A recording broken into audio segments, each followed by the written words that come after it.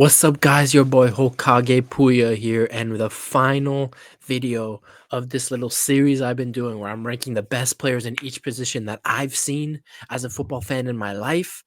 Today is the big one, the one that I've been waiting to do the longest. The last video of this series, it's the forwards. Now, I was debating if I should do just straight strikers, but there were some players I couldn't really fit in attacking midfielders and wingers videos for those ones, so I decided to put them in the forward. So I decided to call it the forwards video, bro. And we got 50 players here to rank right now, just like I've been doing in all the other videos. If you haven't seen them, go ahead and watch them if you want. We've done all positions, man. Goalkeepers, center backs, fullbacks, defensive midfield, attacking midfield, central midfield, wingers, and now we're at the forwards video. I've had a good day today, guys. I got glazed at work. I had a presentation at work today, and people loved the presentation. People liked the work I put in. And then I went and I ran. I played pickleball and I pulled my calf, and my right calf is messed up, dude. My right calf is seriously messed up, but it is what it is. I'm here for the vibes. I'm here for the last video of this series, man. Here to yap about these players, bro. And without further ado, let's just get into it. I got the tier list. I made the tier lists myself. Gave me some W's in the chat for that, man. Dedication like you've never seen. Actually, let me edit something here. My face is too big on the screen right now. Let's see if I could do this a real-time edit, you guys. Real-time editing. Watch the magic happen. Watch the magic happen. Boom. My face is a little smaller. Without further ado, guys, let's get into it. You know how we've been doing it if you've seen the other videos. King, only one king. Table 1, 2, and 3. And then we got our waiters, man. Without further ado, we got 50 players to get through right now. 50. Let's go. Adriano, overrated. Honestly, bro, Adriano overrated. I don't want to hear it. Yes, I was young when he was playing, when he was at his supposed peak, but I always thought Adriano was overrated. I think the nostalgia of a lot of people, especially that generation that was watching Adriano when they were teenagers, early adulthood, playing, Pez. That's the thing with Adriano. A lot of people, when people think of Adriano, are like, oh, remember Pez? Remember his 99 shot power? You could literally score wherever you want on Pez. Well, I'm sorry, bro. Pez is not real life. Pez is a video game, and I never thought Adriano was all that. Honestly, maybe I'm being a little too harsh here. I was also very young when I watched a couple of games of him, but I'm sorry, but I never saw the hype. I never saw the hype, and even now when I look back at him, I never got it. I never got, yes, I get it, Brazilian, blah, blah, blah, blah, Joga Bonito, but I wasn't feeling the guy, and I'm still not feeling him these days, so Adriano, waiter. Sergio Aguero, he's going to go to table 2. The thing with Sergio Aguero is the big stain on Sergio Aguero's career is the guy has no Champions League moments. He has maybe one Champions League moment, his hat trick against Bayern and that comeback win at home. I think it was in like 2014, I believe it was. He scored a hat trick to win 3-2 that game. But bro, that's a group stage game. Knockout stages for Man City always failed. He never delivered. He never delivered, always failed. And for that, bro, like people, when they talk about the greatest strikers of the last generation, Lewandowski, Benzema, Suarez, I never put Sergio Aguero there. But why? No Champions League performance, no iconic Champions League performance. Yes, he is one of the greatest strikers in Premier League history, top 5, probably top 5 Premier League striker ever, right? But Champions League matters, and for Argentina too, he never really did it for Argentina. He never really reproduced his Manchester City form for Argentina as well. A lot of people think Sergio Aguero has a World Cup. Bro, Sergio Aguero doesn't have a World Cup. He was retired by the time Messi won that World Cup with Argentina. He just got on the field somehow in the final and started, got a medal or something. Like, they made him coach and they got a medal. I don't know. It's some bullshit. But yeah, Sergio Aguero, very, very, very good striker. I think top 5 Premier League striker of all time. Probably the amount of goals he scored for Manchester City, insanity. Obviously, he has probably one of the most, if not the most iconic moment in Premier League history. Balotelli, Aguero, to win, Manchester City their first league title, and that's a big W. I talked about a couple of his L's. That's a huge W for Aguero. He went to a team that had never won anything, and he turned them into Premier League champions, and he was the first striker of this Manchester City era, the last 10 to 12 years, that established dominance in the Premier League, and you have to give him credit for that abundance of goals in the Premier League. But international and Champions League, practically non-existent careers on those ends. So I'm going to put Aguero in table 2. Aubameyang, Table 3, I'm gonna put Aubameyang table 3. There's so many big names on this list that Aubameyang table 3 might be harsh, but if you take everything to count, his time at Saint Etienne, at Dortmund, at Arsenal, then to Barcelona, and I think he's been at Marseille recently. He even was at Chelsea for a season or so on loan. Aubameyang's peak was definitely his last 2 seasons at Dortmund and his first 1 or 2 seasons at Arsenal. That was Aubameyang at his absolute best. Just probably, like, at his time, the quickest forward around. Once he got a foot ahead of you, behind the back line, you were not gonna catch the guy, and a lot of times with fast guys, they don't have control of their bodies, and they're not clinical finishers, but Aubameyang was different, bro. Aubameyang could compose himself in front of goal and put the ball in the back of that freaking net. Not to mention, outside of clinical finishing and putting that ball in the back of the net, he was a pretty decent footballer. I'm saying was, like, he's retired. He's still playing. I think he's at Marseille, but I'm not 100% sure. Yeah, he's a decent baller. I wouldn't say he was ever. Aubameyang was maybe world class for a season or two, but he was never world class for an extended period of time. Club and international. Like international, I know he plays for Gabon, so you can't really have any expectations there. And I think he had beef with the Gabon setup, international setup there. So I don't know. Aubameyang was a top goal scorer in the Bundesliga one season, beat out Lewandowski. Yeah, just quality player. Just missing trophies, really. Aubameyang's career, missing an abundance of trophies. To put him up there in the table 1, table 2 guys.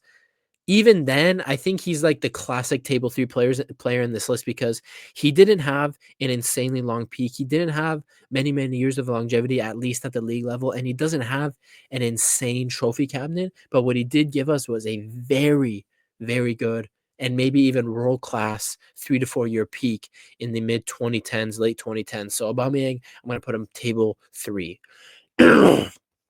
Balotelli has to go into waiter. I'm going to put him above Adriano. I think Balotelli might be one of the most wasted talents ever. Not just striking talents, just wasted football talents ever. Like when I think of wasted talent, a lot of people like to say Neymar, this and that. The prince that never became king. Bro, Mario Balotelli was supposed to be the best striker of his generation. He was. And he was on track, bro. He was already playing, obviously he had the assist to the Balotelli Aguero moment for Manchester City. He had played for Inter Milan at a young age, as you can see in his picture here. Bro, speed, agility, athleticism, finishing. I mean, I think in terms of striking the ball, Balotelli is one of the greatest I've ever seen in any position in football at striking the ball. The way he strikes the ball, Balotelli would able to get just a different kind of swerve and power and direction on the ball that other players I feel like couldn't do. Even some of the most world class players in the world couldn't do with the ball striking the ball what Balotelli could do. Like look at Balotelli's goal catalog. I remember AC Milan when he was there, he scored an absolute disgusting goal from the right side of the field at like 35 yards. And to this day, bro, I've gone to the park and tried to recreate that shot without a goalie and everything, no pressure, and it's so difficult. But just mentality, bro. He wasn't built for this game to make it to the elite levels mentally. He wasn't. And it's unfortunate because I really think Balotelli could have been a force in the 2010s. He really could have been a force in the 2010s. But it is what it is. Balotelli, wasted talent. It's on his own fault, right? Like he's the only one. Like obviously outside factors, racism and all that really affected his career and his, mentally it could really screw you up. But even outside of all that abuse that he got, Balotelli, the man Balotelli, everyone knows he just wouldn't put in the work and he just even mentally just did not have that edge. If Balotelli had the Cristiano mentality, we're looking at one of the best strikers of his generation, but he didn't, so he isn't. It is what it is. Balotelli waiter. Benzema. I'm gonna put Benzema table 1. Now, I think a big reason Benzema goes table 1 here is that Ballon d'Or season really solidified him as one of the best strikers of his generation. Now, before Benzema's Ballon d'Or season, he had been a great servant for Real Madrid, scored many, many goals, but he was never the leader of the team. He was always second fiddle to Cristiano, and even third fiddle when Bale was at his peak at Real Madrid. He was third fiddle. he was the third most important guy in that front three. And dude, for 3 or 4 seasons, Real Madrid tried to replace Karim Benzema with Lewandowski. They went in like 3 summers in a row trying to replace Benzema with Lewandowski. So there was a time where Benzema was wanted out at Real Madrid for a season or two, maybe even 3. He just wasn't doing it consistently. But bro, that Ballon d'Or season, that crazy run in the Champions League, the knockout phase. I think he got back-to-back hat tricks, the comebacks against City, and ridiculous player, bro. Absolutely ridiculous player that season, and obviously that won him the Ballon d'Or. But I think the stains on Benzema's career is the fact that, bro, for 3 seasons he was not wanted at Real Madrid. Clearly, the Real Madrid coaching staff and Florentino Perez wanted Robert Lewandowski to replace him. Also for Benzema, due to controversies outside the field, he never really established himself for France. Dude, I think Benzema only played 2 international tournaments for France, 3. The only ones I can remember Benzema playing in was the 2014 World Cup, the 2021 Euros, and I think actually Benzema might have been in the 2012 Euro squad for France. I think, and potentially 2010. So, but he never established himself for France. So yeah, I think Benzema also, longevity wise, he did have he was at the top of Europe for a long time. I think when people think of Benzema, they think of Real Madrid, but bro, Benzema at Olympique Lyonnais was an animal, bro. There's a reason why Real Madrid went in for him. He had one insane season for Lyon where he just scored a ridiculous amount of goals. Just insane player when he was at Lyon when he was a young guy. So Benzema gonna be table 1. I would we'll get to that. I was about to say something, but I was gonna spoil where I was gonna rank other players. But yeah, Benzema's gonna be table 1. Berbatov. Now, maybe this might be nostalgia for me, but maybe a lot of people will put Berbatov in waiter. I'm gonna put Berbatov in table 3. Now, I only ever watched Berbatov for Manchester United, but damn, dude.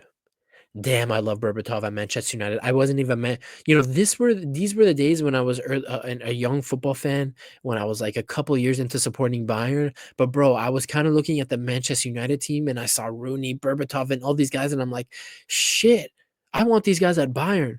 Berbatov, one of the cool, like the definition of a cool soccer player, a cool football player on the field is Berbatov, bro. His first touch, excellent.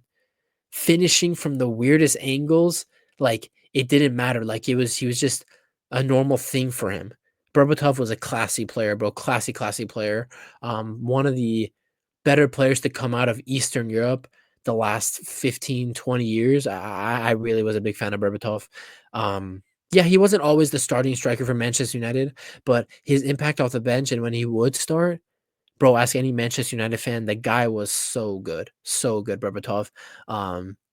But never quite good enough to be that starting striker for Manchester United. Obviously, he was there during the era of Rooney, and I think Berbatov was still there when Robin van Persie made the move to Manchester United as well. So excellent player.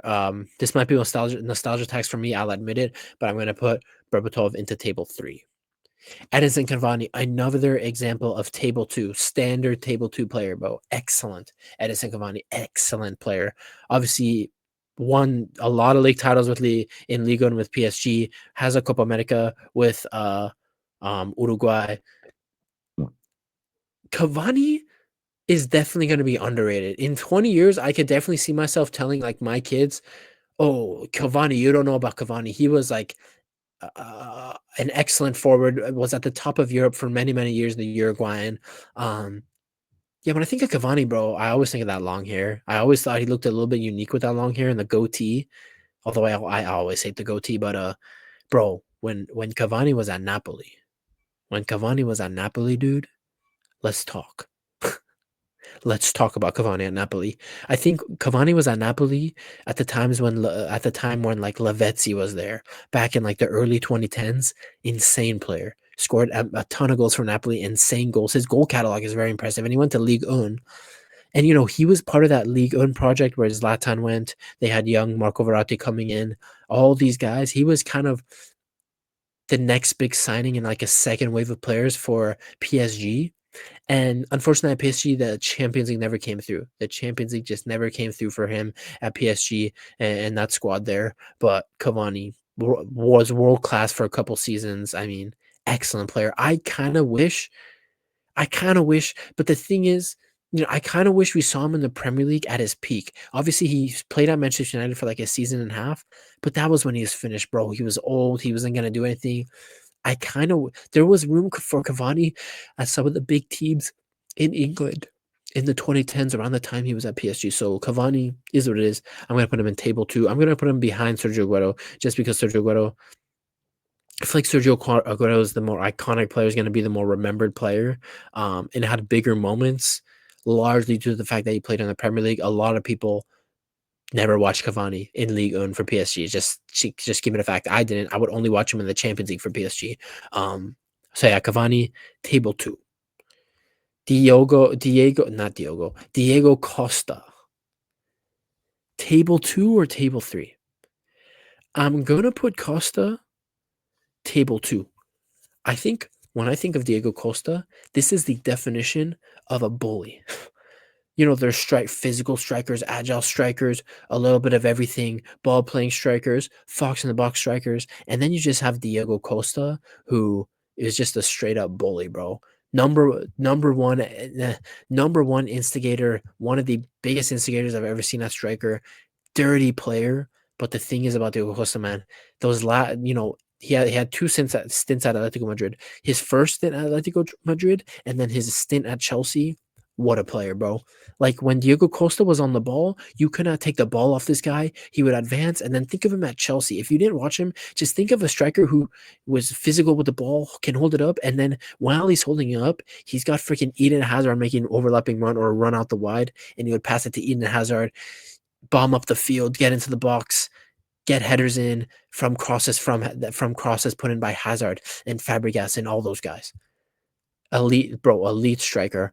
Obviously has a Premier League. Does he have one? I think no. He has 2 Premier Leagues with Chelsea, right? He has 2 Premier Leagues for Chelsea. Yeah, he was an excellent player for Chelsea, and obviously his first in Atletico Madrid, I think, was the more memorable one, where he was more successful. After Chelsea, Diego Costa did kind of go on his decline and never really reached a high level again post Chelsea career. But when Diego Costa was at his best, very good striker. I just think I'm going to put him behind Aguero and Cavani, largely due to the fact that I think longevity-wise, Cavani and Aguero were definitely playing at a higher level for longer than Diego Costa. So I'm going to put Diego Costa table 2 behind Cavani. Drogba. I'm going to put Drogba top of table 2. The reason why, now I'm not sure. Where would a lot of people put Drogba? I'm not sure. I'm putting him at the top of table 2. The only reason I'm putting Drogba ahead of Aguero is because Champions League, bro. He has probably the most iconic Champions League comeback performance in a final ever in 2012 against Bayern in the Allianz Arena. 1 goal down, he scores the insane header and scores the winning penalty in the penalty shootout. Cool, calm, and collected. That was a huge boost for Didier Drogba. The issue with Didier Drogba is I think a lot of people would actually put him table 1. I wouldn't. I think that performance in Munich in 2012, what he did was such a legacy boost for him. But take that performance away from Didier Drogba. What did Didier Drogba do after 2012? He wasn't really ever a top striker again after 2012. What did Didier Drogba do before 2012? Well, let me tell you, in the Mourinho era, Didier Drogba was a force to be reckoned with the Premier League, scoring insane goals for Chelsea. He was a force. Like Didier Drogba would bomb down the field, get in that box, headers, any chance that fell to him in the box, back of the net instantly. But it wasn't like that every season for Drogba at Chelsea. There were seasons for Drogba in the Premier League where he did not even crack 10 goals, and that happened multiple times. I think a lot of people look back at Drogba, they think, oh, he was always consistent at his peak in the Premier League, always banging in at least 15 goals a season. It wasn't like that, bro. There were seasons in all competitions that Drogba did not even crack double-digit goals. And I think, honestly, if you take that into account, yes, he was an amazing striker in the Premier League. That would almost put him table 3. But taking into account the fact that in that first wave of Chelsea success, he was one of the main guys, right? For a team that had relatively no history at the time in the mid 2000s, right? And taking into account that big Champions League final performance, you have to take that into account, the clutch factor that he had there. Excellent player. I think Drogba could have been table one if he had 3 or 4 more world-class seasons, and if he had won something for Ivory Coast. Because let's not even talk about Didier Drogba for Ivory Coast, because yes, I understand Didier Drogba stopped the Civil War, but bro, he never really replicated his form for Cote d'Ivoire or Ivory Coast, whichever you guys prefer to call it. If there's any Ivory Coastians watching, I don't even know what to call you guys, but yeah, Drogba, I'm gonna put him table 2, top of table 2. Dzeko is just another example of a table 3 striker. Another example. I'm gonna put him above Berbatov. I think people don't remember Dzeko before City. Bro, Dzeko before City was one of the best strikers in the world and literally was the main guy for Wolfsburg when they went and won the Bundesliga title in the mid 2000s, late 2000s. He was literally the main season, one of the main reasons, bro. Edin Dzeko was one of the best strikers in the world, and for 2 seasons maybe, probably the best striker in the Bundesliga. But, a lot of people wouldn't watch Bundesliga back then, so people don't even realize that about Dzeko. But then Dzeko gets Bosnia also to a World Cup in 2014. I think that's Bosnia's only World Cup ever. Him and young Dzeko and young Miralem Pjanic getting Bosnia to a World Cup in 2014. That's huge. Goes to City as part of that first wave of City players that win that first league title. Dzeko had some huge goals, some massive goals for City in the league and in the Champions League. So Dzeko, man, like he was a I think he's retired now. I'm not 100% sure. I need to look it up. But Dzeko I'm thinking about it like at least from 2008 to like let's be modest, from 2008 to 2015, 16, Dzeko was one of the best always one of the top strikers in Europe. Now, was Dzeko ever world class? I think so. For like 2 seasons, but those were in his Bundesliga days. In his post Bundesliga days, I wouldn't say Edin Dzeko was ever world class. Maybe when he was at Roma, there was a season where he was, but he wasn't the epitome of world class after world class season. He was always good to very good for the teams he played in, in that little over a decade spell in Europe, a little under a decade spell in Europe where he was one of the top strikers. He was always good for his team. He would always get those goals. So very consistent striker. Dzeko, I'm going to put in table 3. Eto'o. I'm putting Eto'o table 1. Now, bro, the guy won back-to-back trebles. Like, what do you even... What? How do you win back to... Bro, 09, clutch goals for Barcelona in 2009, winning a treble with Barcelona. He then gets sold in a swap deal with Ibrahimovic. Ibrahimovic goes to Barcelona and he gets kicked out from Barcelona because Pep Guardiola thought he wasn't good enough. Sent to Inter. The next year, Inter dunks on Barcelona and Inter goes on to win the Champions League in the final that year. And guess what? It's a treble season, and Eto'o was one of the main... Bro, Eto'o was one of the main players in 2 treble-winning teams in back-to-back years. That's disgusting. That's literally disgusting, Samuel Eto'o. I think Samuel Eto'o is the greatest African footballer to ever grace the game. Bro, even when he was young, I think it was it for Mallorca? What? What? I'm back. Let's just say I had to put ointment on my dad. That's all I'm gonna say. That's all I'm gonna say. I just had to apply ointment to places. That's all I'm gonna say, bro. Where was I, man? Where was I? Yeah, Eto'o table 1, whatever. I don't need to explain myself anymore. Wait, do I put Eto'o above Benzema? Bro, this is a good conversation right here. Honestly, I would put Eto'o... Nah, I'm gonna put Eto'o behind Benzema if I'm here with myself. Falcao, honestly, dude, he's gonna be the top of table 3. I don't see him getting outdone at the top of table 3. I just don't think Falcao had the consistency enough at the top level that these guys did to make it up here. Yeah, Falcao was a menace, bro. Atletico Madrid, the what was his nickname? The Tiger or something? I don't even know, bro. Falcao was just a monster at Atletico Madrid, and then but after Atleti, man, he had a little bit of a downturn in his career. But then I do remember Falcao revived his career at AS Monaco, and remember that's the Monaco team Falcao was in when Mr. Young Kylian Mbappe came into the team, and they got to the Champions League semifinals, beating Manchester City in the quarterfinals. Remember that? I think that was in 2016, right? I think that's in 2017. No, it was in 2017 when that happened. So yeah, bro, Falcao was just a monster, bro. On the ball, obviously he had that South American flair on the ball, the Colombian. But in the box, dude, I remember he had this one and just disgusting bicycle kick for Atletico Madrid. He had he was a very skillful player. I think Falcao never actually. I think Falcao hit his peak, but I think he didn't reach his potential in terms of the longevity he could have had in Europe. I don't think he ever reached his potential like that. And I don't honestly don't I don't remember off the top of my head why he had that downturn in his career, but it is what it is, bro. It happened. And the trophy cabinet and the consistency at the top level just isn't quite there to be up here in at least table two. But in terms of quality at their if I was doing a peak list or only basing things off peak, Falcao would be table two. But I'm taking everything into account here. I'm being objective as fuck. And he's gonna go into table three right here. Firmino, I'm gonna put him table three. I'm gonna put Firmino above Dzeko. I don't think Firmino at his best was better than Aubameyang at his best. Firmino is his legacy is very much carried by Mane and Salah.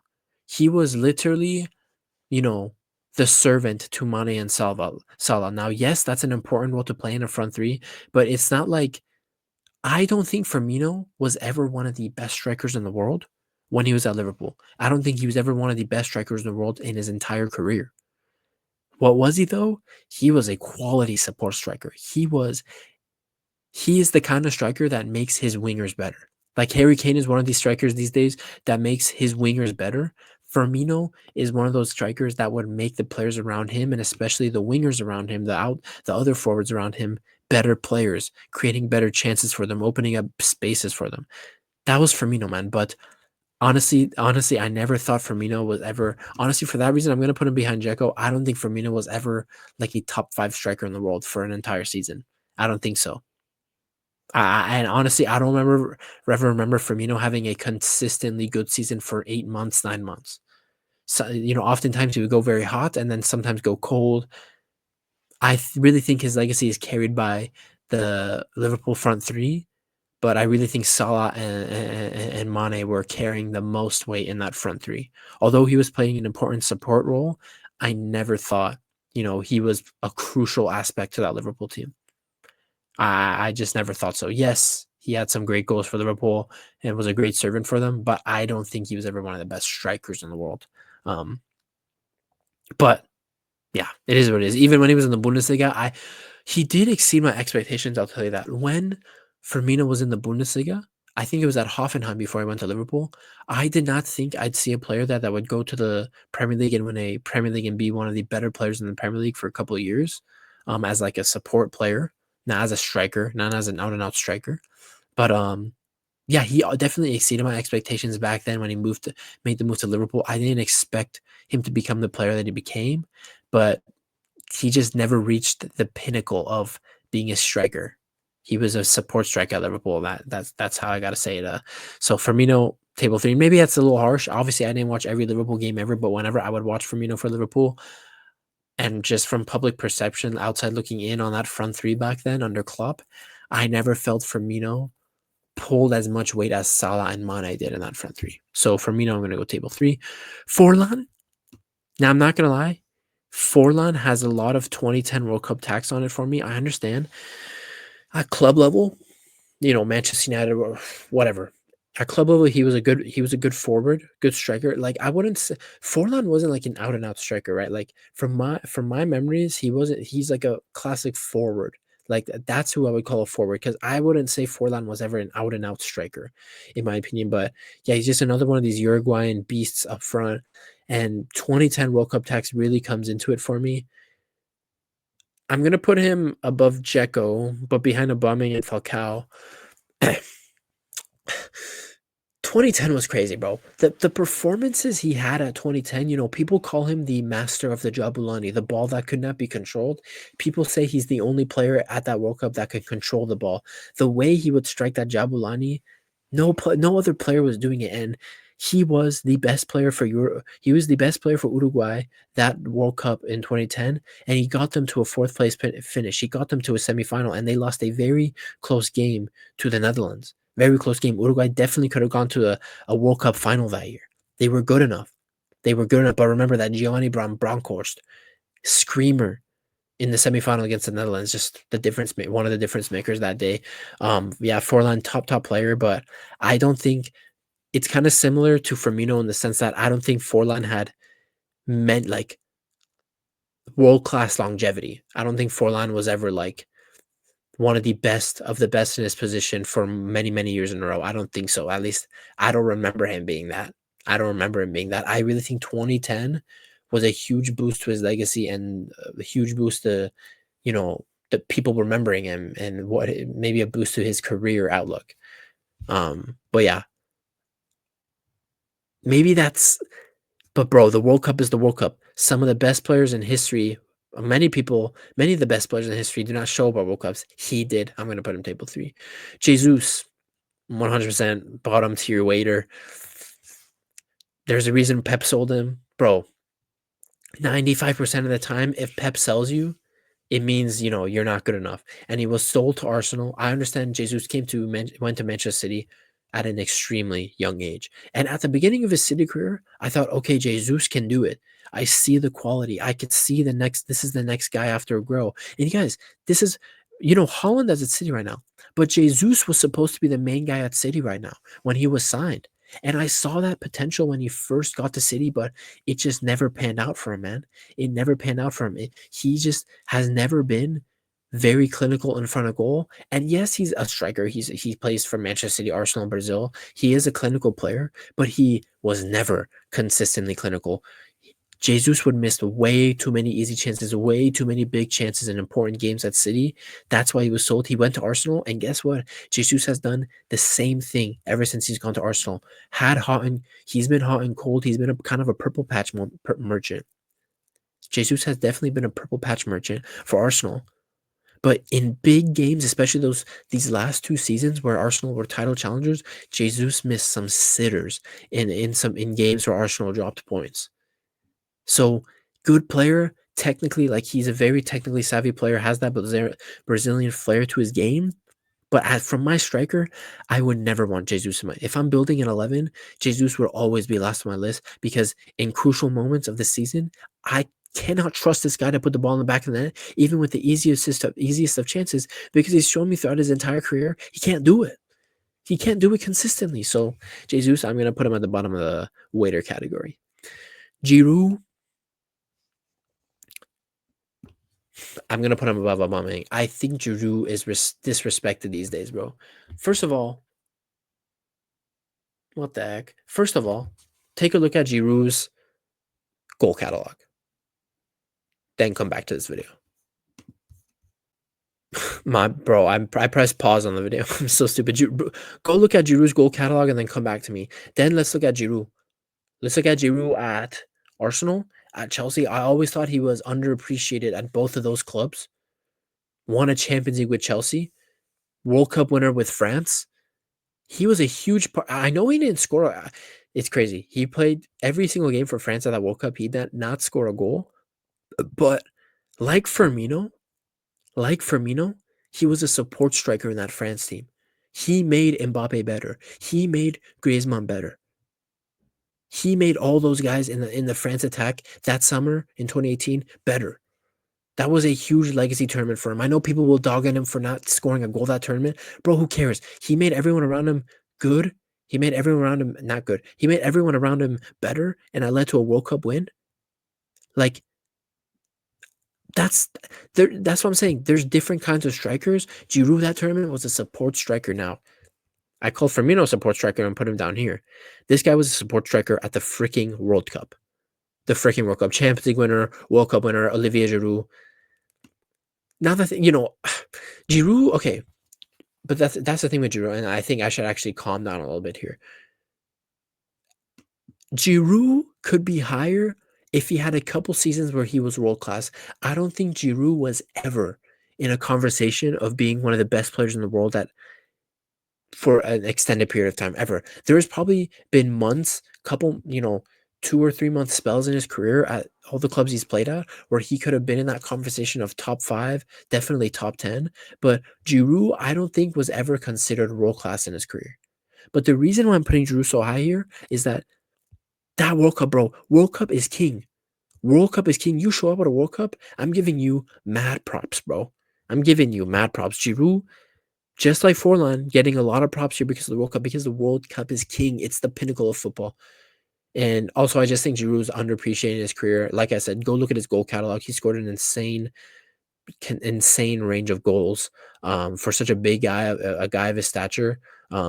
Yeah, very versatile striker. He can be the fox in a box. He can be a build-up striker like he was for France in 2018.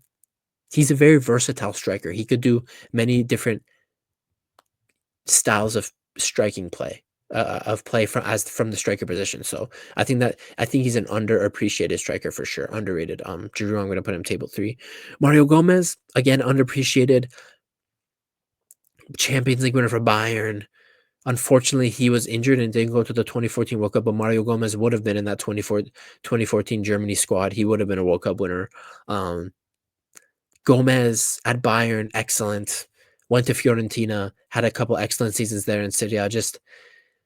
I think Mario Gomez was one of the first strikers. He wasn't one of the first, but he was one of the first strikers when like the 2010s, early 2000s and late 2000s and early 2010s, where he was definitely like like these other guys, Firmino and Giroud. He can definitely be that support striker, but he was a lethal finisher in front of goal, fox in the box. Like, he was very good in the build-up, Mario Gomez, but when it came to being a fox in the box, the guy can do it, man. He'd just pop up with goals. He would do it for both club and country, for Germany. I really love Mario Gomez. There's a reason why Mario Gomez has a freaking song, guys. Mario Gomez, Mario Gomez, Mario Gomez, cha-cha. If you know, you know. Mario Gomez, dude, table 3 is filling up a lot here. I might have to put Berbatov in the waiter category, but where can I... Gomez?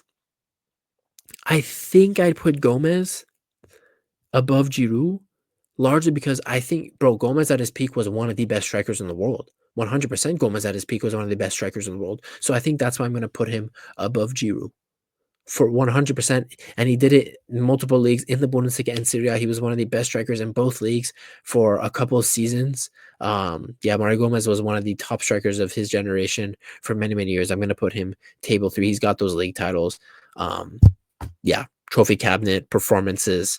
Yeah, what else can I say about Mario Gomez? I'm going to put him table 3. Griezmann. Griezmann is going to go table 1. He's going to go table 1. Basically, the face of that Atletico Madrid attack in the 2010s, Antoine Griezmann. And what's insane about Antoine Griezmann is at Messi and Ronaldo's peak in those 2010s, when Messi and Ronaldo were really going at it, when Bale, Benzema, Cristiano were really going at it with MSN, over at Atletico Madrid, Griezmann was the star of that attack. Griezmann was the star of that attack of an Atletico Madrid team that made it to the Champions League final. He was very clutch for Atletico Madrid in the Champions League. He scored a huge goal, remember, in the 2017 semifinal against Bayern. Clutch goal to get them through on away goals in that time in the semifinal. Obviously, with Griezmann as well, you're looking at his France career. In my opinion, he was the best French player at the 2018 World Cup. He was France's best player, 100%. And he probably deserved that player of the tournament award as well. But yeah, Griezmann for France, for club, excellent. Yes, he had those down years at Barcelona. I never thought that Barcelona move would ever work out for him. He should have never left Barcelona in the first place. I mean, he should have never left. Griezmann should have never left Atletico Madrid in the first place. He should have stayed there. And guess what, bro? He left Barcelona, and ever since he returned back to Atletico Madrid, he's been back to his best. Right now, he's one of the best players in La Liga still. Atletico Madrid is first place in a league with Mbappe, Vini Jr., Bellingham, Rodrigo, and Real Madrid, and a team with a league with having Barcelona who has Rafinha, Lewandowski, Lamine Yamal, Pedri, Gavi, Olmo. Griezmann is still leading Atletico Madrid in La Liga, and he has them at first freaking place right now. Yeah, Griezmann, man.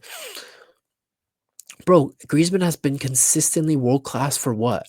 10 years now, since his the latter period in his Real Sociedad days. Since he moved to Atletico Madrid, he's just been class, so consistent. The only thing that I can't put Griezmann above Eto'o and Benzema. Yes, he's been good in the Champions League for Atleti. He doesn't have the trophy, man. He doesn't have the trophy. So Griezmann, gonna put him in table 1, but I'm gonna put him behind Samuel Eto'o. Erling Haaland, top of table 2. Now, he's still very young. He's still very young. When a guy scores 9 goals in one game, you pay attention to him. When a 16, 15-year-old kid scores 9 goals in one game at the Youth World Cup, you pay attention to him. That's what Erling Haaland did. I have been paying attention to Erling Haaland since the days when he first broke into the news on social media after scoring 9 goals at the Youth World Cup. I've been keeping tabs on Erling Haaland ever since, and every year the guy would score more and more and more. Like a FIFA career mode. He started at Salzburg. Had an insane 2 seasons there. Went to Dortmund, scoring tons of goals there. Makes the big move to City, and the guy goes in his first season. And you guys, I didn't have a YouTube channel back then, but go to my Twitter account. I told people on Twitter, Erling Haaland will destroy the Premier League goal record. He would get top goal scorer of the season, and he will lead Manchester City to a league title. I didn't even think he would lead him to a treble. In his first season at City, he destroys the Premier League goal record. He wins a treble with Manchester City. Ridiculous striker, bro. At the end of Erling Haaland's career, he will be table 1. The thing with Erling Haaland is this. A lot of people overhate on him, especially recently with the run of form City has been. They say he's a fraud. They say he's not good on the ball. I really hope Erling Haaland leaves Manchester City in the next year or 2. The reason why is Pep Guardiola is limiting Erling Haaland in terms as a footballer. As a striker, yes, his team makes tons of chances for him, and he scores a high volume of goals. But I have actually seen, at the beginning of his City career, he's actually taken a leap in his football ability. But after a season and a half, he's been reduced more to being a fox-in-the-box striker, and he hasn't had much impact on games besides scoring goals. So I want him to leave City soon, but the key things for Erling Haaland is this. Bro, he's already a treble winner. He's already on pace to break all the goal records if he doesn't get injured too many times and continues with the goal scoring rate he's been going at for another 10 years. This is the things I want to see from Erling Haaland. Move away from City, go to Bayern, Barcelona, or Real Madrid, win another 1 or 2 Champions Leagues in your career, get Norway to the World Cup, and get Norway to the knockout stages of the World Cup, and then Erling Haaland, you will be table 1. But for now, bro, I'm going to put him table 2, and I'm going to put him above all these guys in table 2 because as a striker, he is a force. Physicality. I mean, I think he's the most physical striker I've ever seen. He is the most physical striker I've ever seen. Erling Haaland, I'm going to go table 2. Thierry Henry, table 1. I'm going to put him above Eto'o, Griezmann, but not above Benzema. I think Thierry Henry is the second greatest Premier League player ever. I have a bias because one of my favorite Premier League players ever is my greatest Premier League player of all time. That's just my opinion. But he's the second greatest Premier League player of all time. At Arsenal, those are the peaks of his career at Arsenal, bro. Invincible season, unstoppable. Him and Dennis Bergkamp in that front 2 for Arsenal, 4-4-2 formation, invincible season. Money, bro. World Cup winner for... No. Was he in the World Cup winning team? Yeah, Thierry Henry is a World Cup winner. He's a freaking Euros winner. He made it to another World Cup final with France in 2006. He won the treble with Barcelona in 2009. playing a big role in that. I think he scored like 30 plus goals in all competitions that season. Class, just a class player. The only stain on Thierry Henry's legacy is that he is not a big performer in the biggest of games. His finals goal record is not good. He does not have a good finals goal record, but it is what it is, bro. Like, look at everything else in Thierry Henry's career. I'm gonna put him table one. I'm gonna put him above Eto. This is a tough one, bro. Every couple of months, whenever I think of this, I always flip flop. But right now, I'm at Thierry Henry above Eto. But bro, honestly, in a couple months, when I see something on the internet, I'll go, oh, Eto above. I'll go Eto above Thierry Henry. But I think the reason I'll put Henry right now, my justification for putting Henry over Eto is because as a footballer, just Henry was better. Henry as a footballer was just better than Eto. Just he was. There's no two ways about it. Thierry Henry, table one behind Karim Benzema. Higuain, overhated.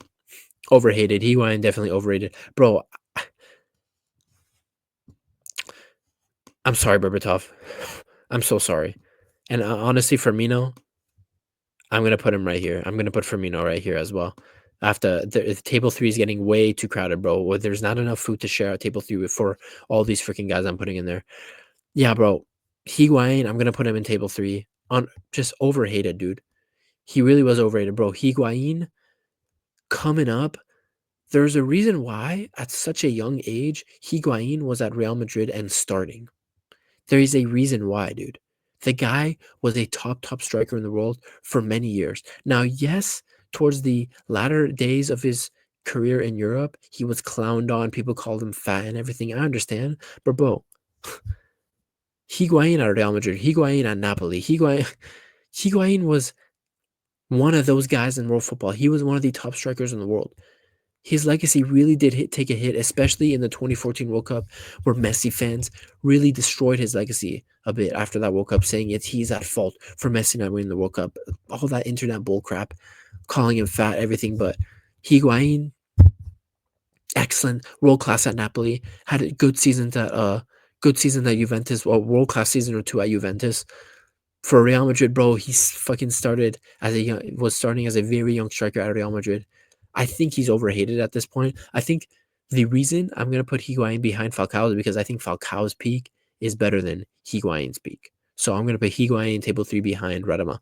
But dude, to be honest, nah. I won't do it. Table three. Let's just stop there. Table three.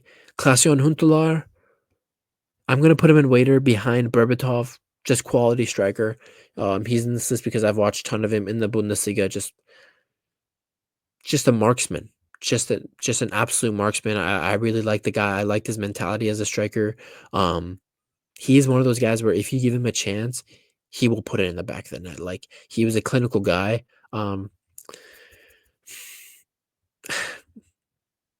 He never quite established himself for the Dutch national team, and that's largely due to the fact that Mr. Robin van Persie was basically playing at the same time as him, and he was the main striker for the Netherlands. But he was definitely good enough to start for the Netherlands national team. I really like Klaas-Jan Huntelaar, Bundesliga veteran. Went to Real Madrid, didn't really quite work out for him there, but I always like the guy. I always like the guy, and I think he's accomplished more in his career than these guys down here. Obviously Jesus has trophies, but was Jesus winning trophies as the main guy at City? No. I think Huntelaar was definitely a better striker than Gabriel Jesus. Definitely. More clinical than Gabriel Jesus. Honestly, I'm looking at this Adriano. I think I should put Adriano above Balotelli, largely because at least bro did something in his career and was actually considered amazing at one point. Balotelli did not live up to his potential. So yeah, Klaas-Jan Huntelaar, I'm going to put him in waiter behind Berbatov. Icardi, actually, bro, I'm going to put Icardi the bottom of waiter. Off the field antics, bum. Him and his agent slash wife, he's now his ex-wife again, Wanda Icardi. He's just a circus show. The walking circus show of strikers is Mauro Icardi. What a bum player, bro. Bro, I look at Mauro Icardi. It's like a Ricardo Quaresma situation. I just look at a guy like Mauro Icardi and judging a book based on its cover, just judging by his looks. Of course, this guy never had the mentality. Look at the kid.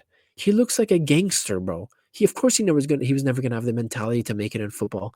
Just such a clown striker. Yes, Icardi had good seasons in Serie A. Yes, he was very good at Serie A for Inter, and he had a decent season or two for PSG. But what a clown, man! Like his off the field antics really is a legacy hit for him. Like what legacy am I even talking about? He doesn't even have that much of a legacy. Just I'm gonna put him bottom of the waiter because of his off the field antics. Also, Jesus just has way more flair and is a more fun player to watch than Icardi. Icardi just I have no positive memories of Mauro Icardi, bottom of the waiter category. And honestly, I don't think there'll be anyone else on this list who will go lower than him. So yeah, Icardi, get the hell down there, bro. Ciro Immobile. This is the definition of Serie A tax a little bit. Like, bro, genuinely, yes, I understand. Ciro Immobile literally has a European golden shoe. He has a golden shoe, guys. I think it was in 2020 or whatever season it was. Ciro Immobile has a golden shoe. It was in 2019, I think. Ciro Immobile won the golden shoe. Literally had the most goals in Europe in all the leagues. But look back at that season, bro. I think he scored like 35 goals or something. I think 15 to 16 of those goals were penalties in the Serie A. 15 to 16 of those goals were penalty goals. So obviously, Ciro Immobile has been good enough to play at Lazio for a very long time now. He's been there for many, many seasons. When he was coming up, he had a failed stint at Dortmund. I think he was even I might be thinking differently, but actually, I'll just go off of what I know for a fact. Immobile flopped at Dortmund when he was younger. He 100% flopped at Dortmund, but I think he went to Lazio after Dortmund. Since his move to Lazio, he's been a pretty consistent striker for them in the league, and he's had very good seasons where he got Lazio, where he's been one of the main players to get Lazio to the Champions League, and getting him to two round of 16s in the Champions League in recent years. I remember in 2021, Lazio got to the round of 16 of the Champions League. He was being one of the main guys there. Obviously, they got knocked out to Bayern that year, and just last year they got to the round of 16 as well, and kind of gave Bayern a scare, but Bayern knocked him out in the round of 16 in the Champions League again there in 2020, last year in 2024. So decent striker. Actually, I'm gonna put Ciro Immobile. What am I doing? I'm gonna put him behind Forlan and behind Dzeko. Actually, bro, honestly, I have to put him down here in waiter. I have to put him. What am I even thinking, bro? I never even rated Immobile that highly, ever. I know he has a Euros for Italy as well, but he wasn't one of those main guys for. He was just not that guy, bro. Yeah, Immobile I'm gonna put there. Isak, bro. Isak. Now, this is more of we're looking at his potential. Right now, Isak is a waiter based on his career, and I'd put him behind Firmino. Right now, he's a waiter. But I'm not saying Isak won't amount to anything. Right now, in January of 2025, Isak is the best striker in the world right now. Isak has been the best striker in the world the last month and a half. Since the end of December 2024 up until all of January right now, Isak has been the best striker in the world the last month and a half, the last 5 to 6 weeks. He's been the best number 9 for Newcastle, putting away those goals. I think he's third highest goal scorer in the Premier League right now. He scored again today or he scored for Newcastle yesterday, got a brace. The thing with Isak is he has the quality on the ball. He when he receives the ball, he's very good at holding it up. His passing is excellent. He is very good at dribbling. Don't take his tall, lanky figure as, anything to judge him off. He is a very good dribbler. Very hard to get the ball off him, and he is now becoming a clinical goal scorer. Isak, I think he's still very young. I think he's under 24, under 25. I foresee him staying at Newcastle one more season. So he will end this year off at Newcastle. I think he will play another season at Newcastle next year. After another season with Newcastle, Alexander Isak should 100% be looking to a move to a Manchester City, to a Bayern, to a Real Madrid, to a Barcelona. He has to make a move to some of those teams, even a Liverpool. A Liverpool in a year and a half, that would be a huge move for him. Isak won't make the move to a big team, and I guarantee you he will succeed. This is a kid I wanted at Bayern 3 years ago. Go to my Twitter account, scroll down. If you don't have life, scroll down. I was literally saying my Lewandowski replacement I want is Isak. Obviously, we got Harry Kane because I didn't even know that was a possibility. But Isak was the guy I wanted to replace Robert Lewandowski at Bayern. Now he is the guy I want to replace Harry Kane. I guarantee you, this guy will win a couple. This guy will win a Champions League in his career once he moves on from Newcastle. He will be. He will. And right now, with Sweden, bro, look at the Sweden team. Him and Gyökeres, front two for Sweden. If he could get them to a World Cup or two, that would be a success for Sweden. So Isak, he's a waiter right now. He needs to win trophies and everything, but he will definitely, bro, if his career goes how I think it is and he keeps making the improvements he's doing, Isak will be minimum table 2. Isak will be minimum table 2. Harry Kane. All Harry Kane needs. All he needs. And you know what? I'm going to put him up here. I'm going to put Harry Kane up here in table 1. I was going to put him at the top of table 2 because I was going to say all he needs is a trophy. But you guys, I will sit here in January of 2025 in the middle of the Bundesliga season. We're at the halfway point. I'm telling you right now, Harry Kane will be Bundesliga championship. Harry Kane will be a Bundesliga champion and finally get his first big trophy of his career in 2025.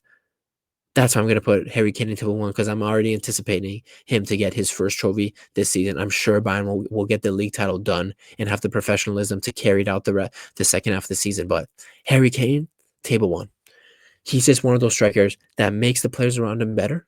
But in terms of being a support striker, he's not entirely a support striker. He is a world-class clinical finisher. He's one of the best penalty takers in footballing history.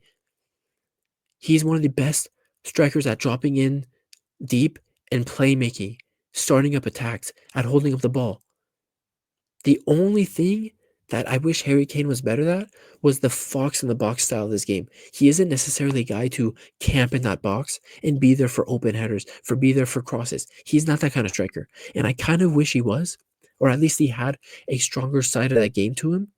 But bro, at everything else, dropping back, defending, slide tackling, building a play, just quality player, bro. And dude, I knew he was world class at Spurs. I knew he was world class, but ever since he's came to Bayern, I've just seen that quality firsthand, week in, week out.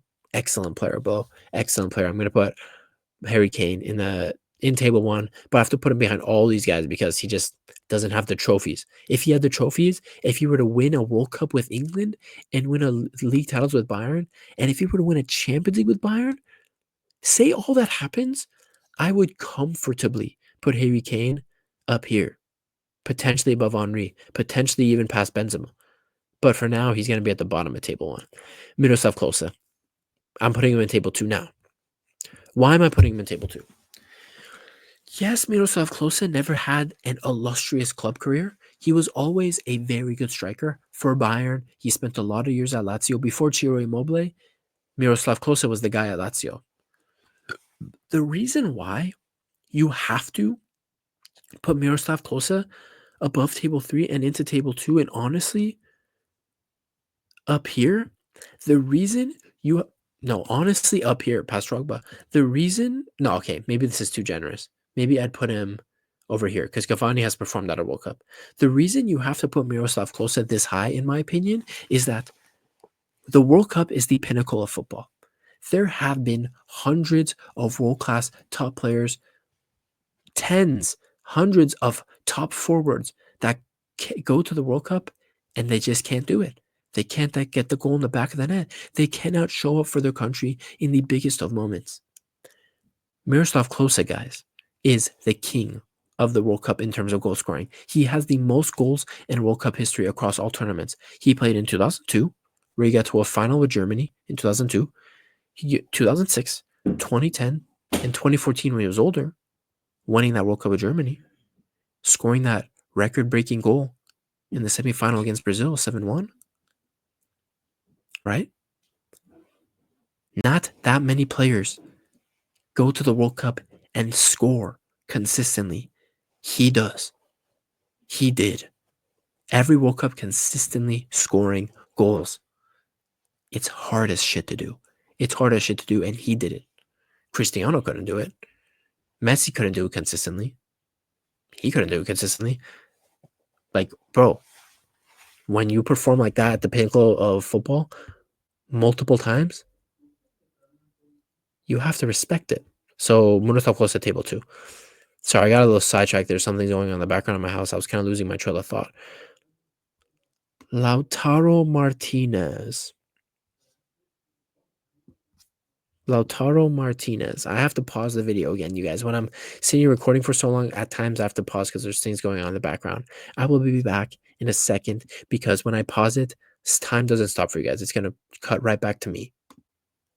I'm back. My brother was just leaving the house. That's what was going on. So, Lautaro Martinez.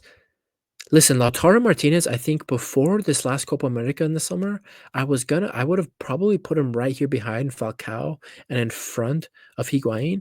But bro, Lautaro Martinez basically single-handedly won Argentina that Copa America that last summer. And when you were one of the main, when you were the main reason your country wins a continental title, that's a huge legacy boost for you now. If Lautaro Martinez can win the Champions League with Inter, now he's gone to the Champions League final with Inter. Obviously, they lost to City. If he could just get a Champions League with Inter and be the main guy, I would put Lautaro Martinez comfortably here in table 2. Now, the reason why, guys like Aguero, Cavani, and Diego Costa are in table 2 and Lautaro Martinez are just because I think these guys at their peak are just not far better, but just better players, better strikers than Lautaro Martinez. But obviously, Lautaro Martinez is still in his peak and has a couple years to do things still. A couple years to do some stuff. He's a World Cup winner from the bench, and a Copa America winner as one of the main guys, scoring a lot of goals. So Lautaro Martinez, table 3, potential to be table 2, but yeah, quality striker, can definitely do more with his career. He has the time to. So yeah, Lewandowski, man. So here's the thing. I don't actually have a king picked out. I'm going to choose a king at the end of the video, but Lewandowski, yeah, so there's some players coming around here. I still have to choose a king. Lewandowski is 100% table 1. I will always put him above Karim Benzema. I always will. I think this notion that Lewandowski does not show up in big games is so exaggerated. The reason why I say he's exaggerated is because he didn't there were those ties against Real Madrid in 2016-17 and 2017-18, those two the quarterfinal tie where Bayern was robbed and Cristiano Ronaldo scored a hat-trick of offside goals. I will never forget it. I will never live that down. And then next year in the semifinal against Real Madrid, especially that one in 2018, the two semifinal ties against Real Madrid, where he missed 3 or 4 big chances to get Bayern into that final that year. That's where that notion came from. Lewandowski, from my experience, bro, when I was watching Matt Dorman as a young kid at Bayern, he would consistently score in big games. He would. He would consistently score in big games. So I never understood this Lewandowski doesn't score in big games shenanigans. I never understood it. Yes, there were 2 or 3 games against Real Madrid. He didn't show up. But, bro, in other big games for Bayern, he would show up. He would. So I really think this not a big game player Lewandowski shenanigans bullcrap is just a load of horse. It's a load of horse. I don't believe in it at all. Throughout his career, bro, as a young guy coming at Dortmund, winning Bundesliga titles with Dortmund, scoring 4 goals against Real Madrid in 1 game in the 2013 semifinals, getting Dortmund to a Champions League final, going to Bayern, breaking the Gerd Muller thought to be unbreakable Gerd Muller goal scoring record in the Bundesliga, should have had 2 Ballon d'Ors at Bayern, was the best player in the world for 2 to 3 seasons. Do I have to keep up, reach such a pinnacle level under Hansi Flick, treble winner, sextuple winner with Bayern that year, COVID in 2021, and he went to Barcelona, carried Barcelona to a league title in his first season, had an off second season, and now he's back this season under Hansi Flick and playing as one of the best strikers in the world again. What else do I have to say? What else do I have to say? Yes, Benzema has 3 or 4 more Champions Leagues than him, and he has officially that Ballon d'Or, but everyone knows Lewandowski should have 2 Ballon d'Ors. Everyone on football planet on the planet knows it. In the football world knows Lewandowski should have 2 Ballon d'Ors. Only Messi fans would disagree with me with that 2021 Ballon d'Or, but Lewandowski should have had 2 Ballon d'Ors. Excellent player. The most consistent striker of his generation. Maybe he may not be the biggest big game striker, but this notion that he is not a big game striker is so horse shit. It's so horseshit. He is a big game player. He scores in big games. He doesn't ghost, bro. He doesn't. It's such a load of crap that people manufactured. Um, in these Suarez, Benzema, Lewandowski debates, it's such a load of crap. So yeah, Lewandowski, table one, and not even to mention, dude, he took Poland from the depths of hell and took them consistently to international tournaments. Consistently international tournaments. And the last World Cup, he got them into the round of 16 of the World Cup, eventually losing. Actually, no, yeah, I think they lost to France in that round of 16 tie, right? So, bro, like he said, and honestly, I won't say it actually, but table one for top of table one for sure. Luca Toni, good striker. I think this is definitely a table three striker right here. I would put him behind Mario Gomez, World Cup winner, obviously. I think the reason I put him a little lower in table three is I don't think he was as consistent as the guys above him. I don't think he was as consistent as the guys above him. But yeah, Luca Toni, tall, lanky Italian striker, played for Bayern. I remember him. One of my first Bayern jerseys is a fake Bayern 2009 Bayern away kit, a fake one that I got in Iran for like 50 cents. 50 cents literally. Um, yeah, good player. I watched him at the tail end of his career. My memories of him that he was a good player, good striker for Bayern, did his thing, won the World Cup in 2006, is what it is. Luca Toni, I'm going to put in table three. I'm kind of just speeding it up here because I'm already at an hour of 5 minutes. Yeah, that's kind of crazy. Lukaku, table three, also another table three striker. I think I have to put Eden Dzeko into here, the waiter category. There's just so many players. At table three, bro, the food is going to run out at table three. Lukaku, I will put Lukaku back here. I will put Lukaku back here because I know Lukaku has been the butt of so many jokes the last 6 years. But bro, Lukaku coming out at Everton. Lukaku coming up at Everton, I thought he was going to be the best striker in the world at one point. And Lukaku has had seasons here and there the last 7-8 years where he has been one of the top performing strikers in Europe. But he's just made the wrong career moves. Lukaku has made the wrong career moves, in my opinion. When he was at Everton, now, okay, obviously when there's a lot of places to go up for Everton, but after that horrible stint at Manchester United, the way it ended, he rebounded at Inter, and he decided when he had rebounded at Inter as he was one of the best strikers in the world when he was playing at Inter. He decided once he rebounded his career, he wanted to go back to the Premier League. He went to Chelsea, and it all went to crap again. He had some stupid interviews he made, and since then, he's just been kind of clowned on, and he's just kind of been low key building himself back up again in Serie A. But he's not this young guy anymore. I think he's 30 now, or young, or getting near his 30s. He was doing it for Roma this year. He's at Napoli, getting those goals in for Napoli this season. Yeah, I think his career could have been far greater than what it has been by now. Lukaku, I really think so. It's unfortunate that he made the wrong career moves. He should have not left Inter that year for Chelsea, and I think we would have been speaking about Lukaku the last 2 to 3 years very differently. But yeah, he's had some incredible seasons. Always scoring for Belgium. Got Belgium a third place finish at the 2018 World Cup. Was it the joint top goal scorer at the World Cup or the top goal scorer at the 2018 World Cup? Yeah, he did his thing, and maybe he has some time to maybe rebound his career and win a Champions League or something, but I don't really see it. I'm going to put Lukaku down here in table three. Yeah, I'm doing that. Mandzukic is going in table two for me. I think in the last 15 years, the most underrated striker. The most underrated striker. Does no one talk? Why doesn't anyone talk about Mandzukic like we should be talking about Mandzukic? Why? Why is no one talking about like what's the issue? Do people not see what I see in Mandzukic? Treble winner with Bayern, where he was the starting striker between Robin and Ribery. It was Robin, Mandzukic, and Ribery. Clutch goals for Croatia and gets them to the World Cup final. Scored a freaking top 5 Champions League goal, final goal I've ever seen in that final against Real Madrid in 2017. Was that 2017? Like, bro,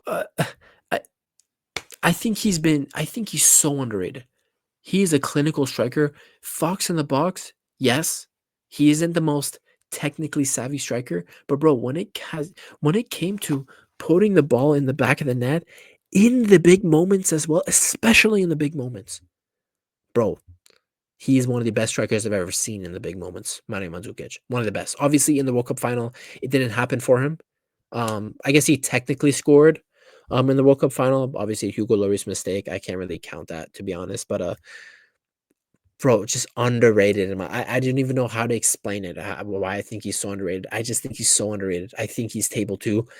What you want from your striker, you want him to put those goals away. You want him to put away his big chances.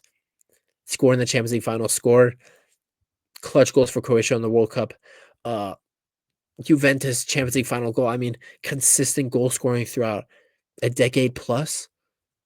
I really don't see why Mandzukic doesn't get more praise. I really don't see. I really don't see it. Mandzukic and dude, at times I thought Mandzukic was one of the best strikers in the world multiple times the last decade, and a lot of other people would not give him that credit. I didn't understand it personally. I think Mandzukic is table two definitely. I'm being a little biased here because I like players that can score in the big moments consistently. That's definitely bumping up the table too. Say he wasn't as consistent in big games and didn't have such clutch moments, I would maybe put him in table three. But bro, when you have Mandzukic's resume in big games, I have to put him in table two. Dries Mertens, Napoli veteran. Was he maybe was world class for a season or two, but I would put him behind Mario Gomez here. Just I'm not sure why he stayed at Napoli for so long. He was definitely good enough to leave Napoli, and he wasn't like a out and out striker. This is one of those players who was like a center forward, second striker, shadow striker, whatever you want to call it. Um, yeah, Dries Mertens, quality player, Belgian international veteran, Napoli Serie A veteran, very consistent in the Serie A for many, many years. Him and Marek Hamšík, whoever was at Napoli, he was always performing. Him and Lorenzo Insigne were run the show for Napoli for many years. Yeah, quality player, but I can't put him any higher than table three. Milito as well. I can't put him any higher than table three. Yes. Yes, I understand. Champions League final goal, or brace, Champions League final brace against Bayern in 2010, treble winner in 2010. But outside of that 2010 season, can anyone else really give me more outstanding moments in Milito's career? At least I can't. Maybe I need to go dig more and learn about his career more and not judge like this. Maybe. But for me, I just haven't seen. I don't remember outside of like 2008 to 2011 what was Milito's career. It wasn't the best, but when you have a campaign like you did in 2010, and when you score brace in the Champions League final, it's a big moment. Um, you have to go up high. I can't put you in the waiter, but Milito actually, yes, but I can't let that Champions League perform. It's not like he was never to the level of Drogba where he was world class multiple seasons without that Champions League performance. He wasn't. Like, yes, this is the Champions League performance, but I can't put him actually that high. And honestly, I think Gomez was a better striker than him. I think here is good behind Mario Gomez, ahead of these guys right here. In table three, ahead of Mertens, Lukaku, Tony, Giroud, and Diego Forlan. Osimhen, waiter category, mismanaged career. Obviously, he had that legendary season with. I'm gonna put him above Osimhen, above Immobile. Obviously, legendary season. Him and Kvaratskhelia and Kim Min Jae leading Napoli to their first league title since the days of Diego Maradona. He was the main striker putting away those goals. But outside of that, what has Osimhen done? He doesn't reproduce his form for Nigeria, and since then, bro, Osimhen is now in at Galatasaray. Just completely mismanaged his career. His agent has kind of screwed him a couple times as well. Um, yeah, I mean, he's still kind of relatively young. He could still make that move back into the top leagues of Europe, but for now, I can't put him any higher this in the waiter category. Pizarro, this kind of sucks to put him down here because he is like a Bayern veteran, played many games for Bayern, and maybe this might be too harsh, but I never thought Pizarro was ever that great. He is a great servant to my club at Bayern. Great servant, Bayern legend even, but I never thought he was that great for us. I never thought he was that amazing. Um, But to be honest, he was one of the main strikers of Bayern and won a couple league titles. Maybe I'm being too harsh here.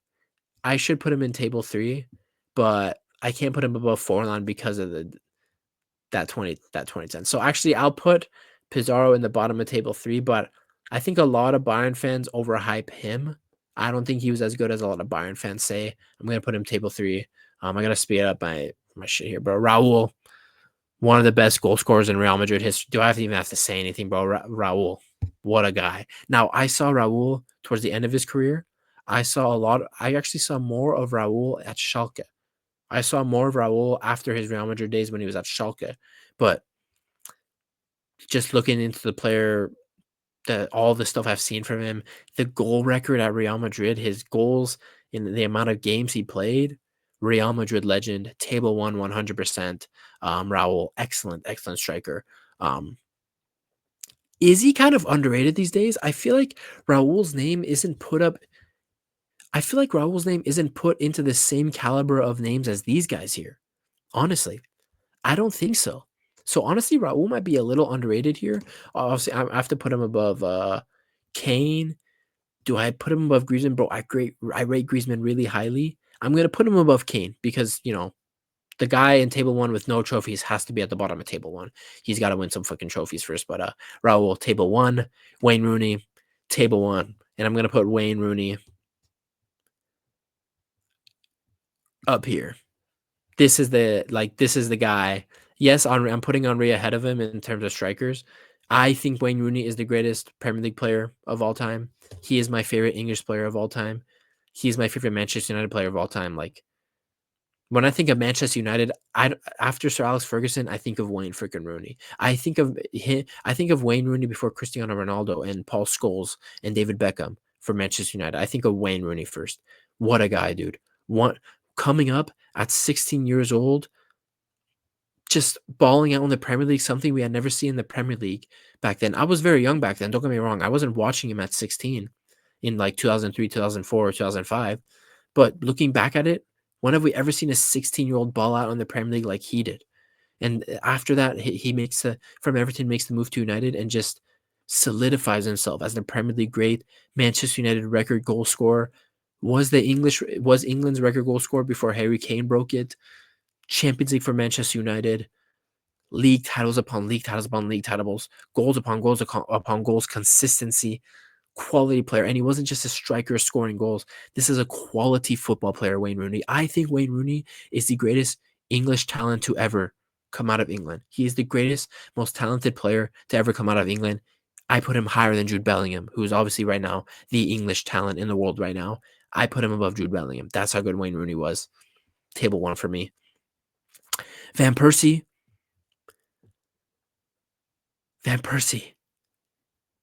Table 2. I'm going to put him above Haaland. Obviously, like I said, Haaland will definitely be table 1 by the end of his career. Van Persie, what a guy, bro. Like, I'm glad he had the balls to leave Arsenal when he found out they weren't going to be competitive and win titles. I'm glad he did that and made the move to Manchester United and had a couple world-class seasons there before he kind of went on his decline. After 2014, Van Persie definitely went on his decline, but I'm so glad he moved away from Arsenal at the right time, went to United, continued his insane goal scoring, scored. Even Van Persie's goal catalog might be one of the best on this list here. Go watch a Van Persie goals edit. Just ridiculous shot power and accuracy with this shot power. Obviously, has scored many iconic goals. So close to being a World Cup winner for the Dutch. So close. If it wasn't for Robin, unfortunately for Robin missing those 2 big chances in the final, he should probably be a World Cup winner with the Netherlands and it would have been a legacy tournament for him, Ian Robin and Wesley Sneijder in 2010. Excellent striker, bro. He's definitely one of my best strikers. He's definitely one of my favorite strikers I've ever seen. Definitely one of my favorite strikers I've ever seen. Robin Van Persie, I'm going to put him table 2. Just class. Just class, bro. Luis Suarez, table 1. I think I'm just going to say, bro, I think Lewandowski is the king. I think Lewandowski is the king striker. It is what it is. Can't change my mind. Lewandowski is the king. Suarez, I'm putting him at the top of table 1. I think in terms of peaks, Out of everyone on this list, Suarez and Lewandowski definitely have the highest peaks. Definitely. The thing about Suarez is there was MSN, but for one season, he was the main guy. For one season, MSN, a lot of people think, oh, Messi was still the main guy. For one season, Suarez was the main guy in MSN. And he outscored Cristiano and Lionel Messi when they were at one of their goal scoring peaks. He outscored them one season. Luis Suarez in the Premier, his days at Ajax in the Premier League, when he went to Barcelona, excellent. And when Barcelona thought this guy was finished, they ship him off, bring Griezmann in, and send him to Atletico Madrid. That next season, Luis Suarez proves the doubters wrong and trumps Barcelona and wins the league title in 2020 with Atletico Madrid after Barcelona offloaded him. No, sorry, in 2021 he wins the league title with Atletico Madrid after Barcelona offloaded him and tried to replace him with Griezmann. Legendary player from Uruguay. I think he's the greatest Uruguayan player ever. He's the greatest Uruguayan player ever. His goal catalog also is insane. Just supreme footballer.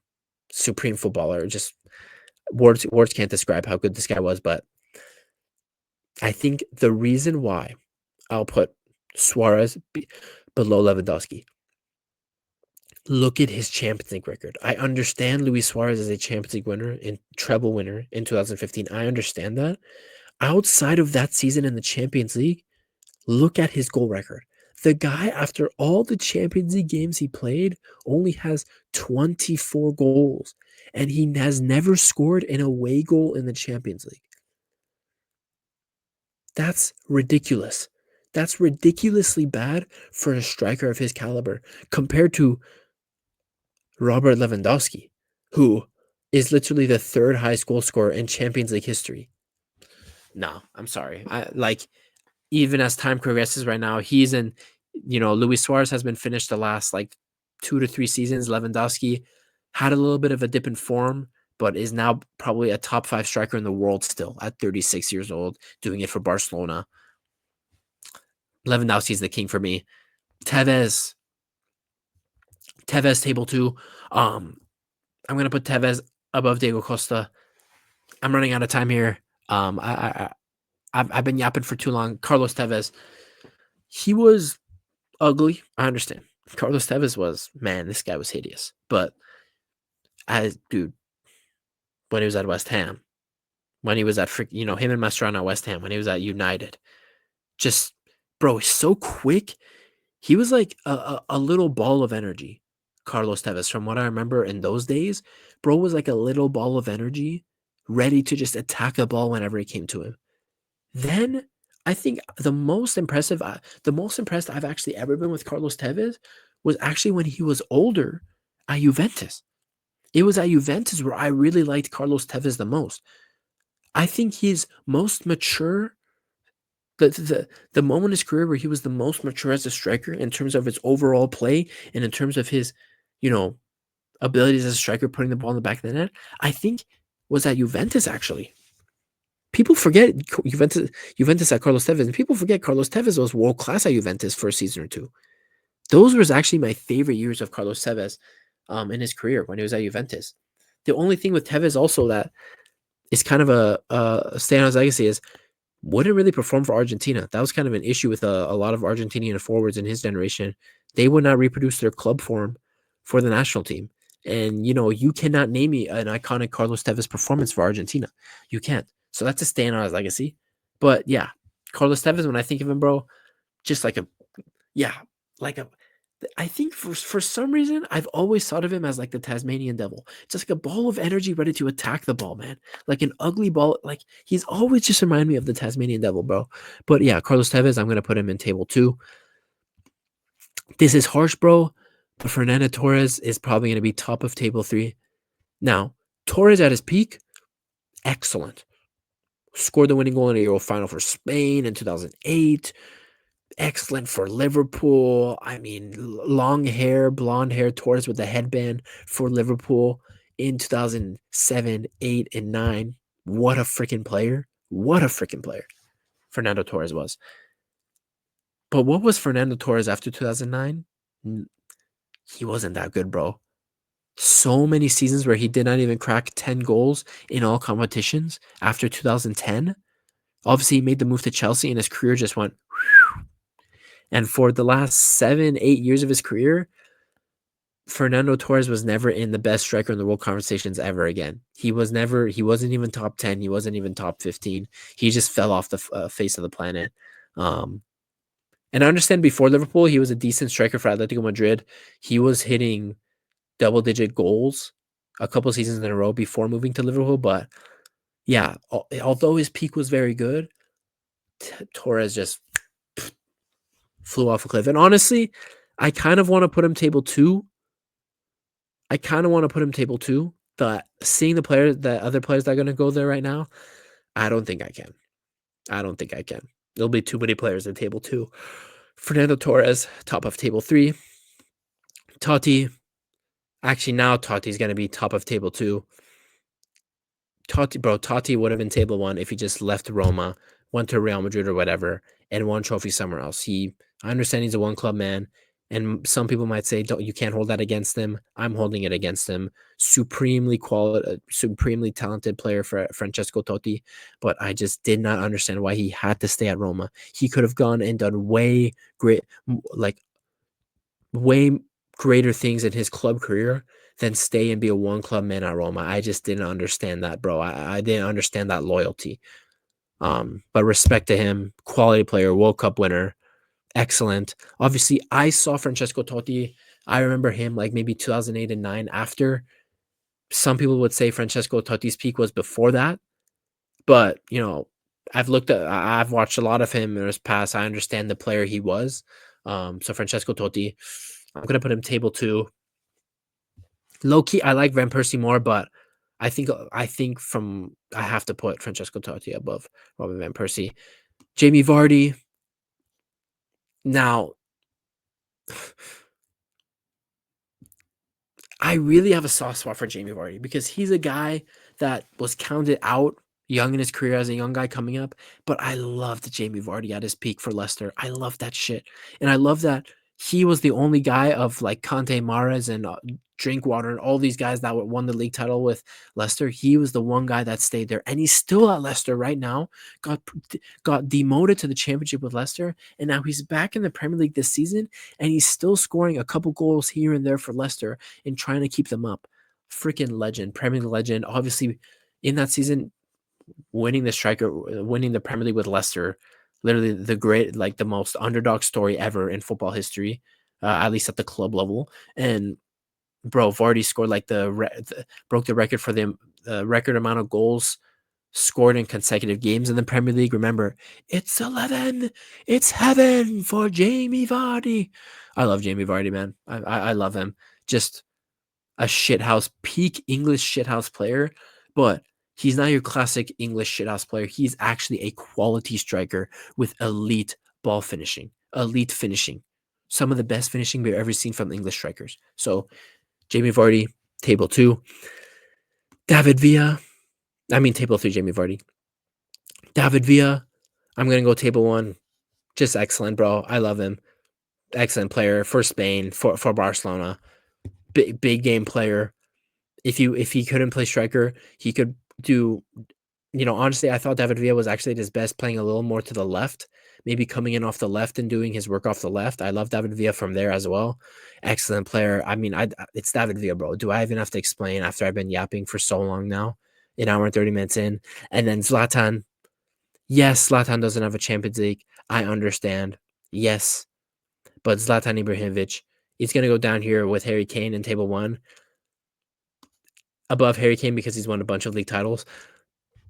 I think for a guy that is so tall and big to have the footballing skills Zlatan Ibrahimovic had, in my opinion, Zlatan Ibrahimovic has the craziest goal catalog ever.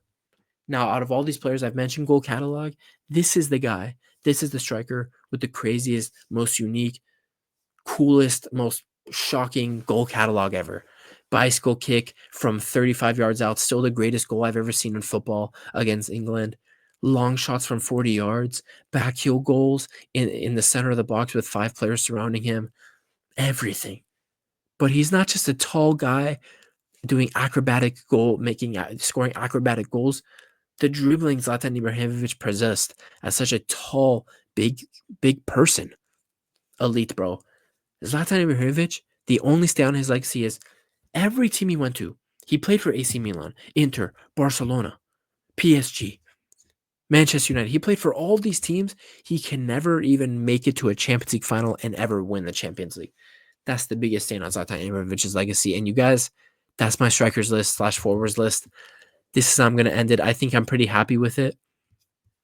46 players ranked here. Lewandowski is my king.